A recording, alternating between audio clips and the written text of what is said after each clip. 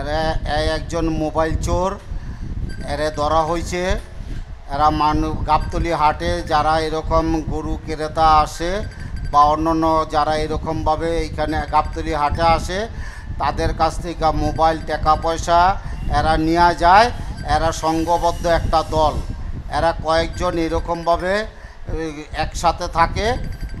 মানুষ সুযোগ পেলেই মানুষের কাছ থেকে এরকমভাবে টাকা পয়সা ও মোবাইল নেওয়া যায়।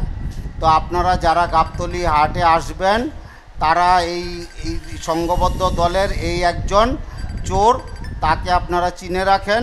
এবং আপনারা যারা গাবতলী হাটে আসেন, তারা সবাই এরকম সতর্ক থাকবেন, যাতে এরকমভাবে এই সংঘবদ্ধ চোর বা এরকম এই চোরগুলা যারা আছে, তারা যাতে এরকম মানুষের কোনো ক্ষতি করতে না পারে।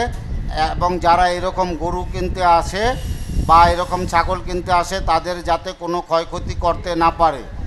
আপনারা এরকম তাদের প্রতি খেয়াল রাখবেন। এবং এরকম চোর যারা আছে তাদের কাছ থেকে আপনারা বাইচে থাকার জন্য চেষ্টা করবেন। আপনাদের সর্বদা সর্বসময় এরকম চোখ কান খোলা রাখবেন। এরকম সংঘবদ্ধ দল যারা আছে, তারা যাতে মানুষের কোনো ক্ষতি করতে না পারে।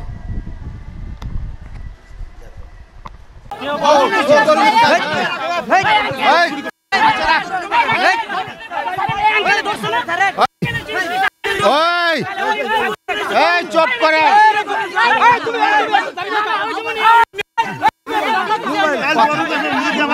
কথা শোনেন। ওরা হাট কর্তৃপক্ষ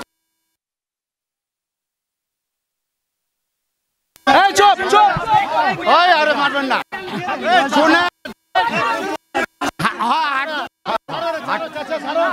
হাট কর্তৃপক্ষের কাছে লয়ে যান,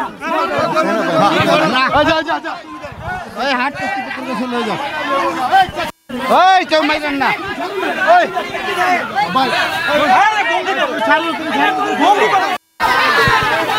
বাদ দেন।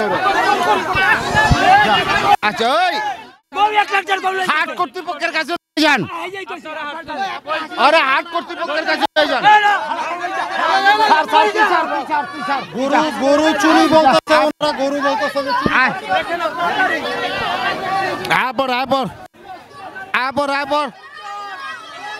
কেউ মারবা না।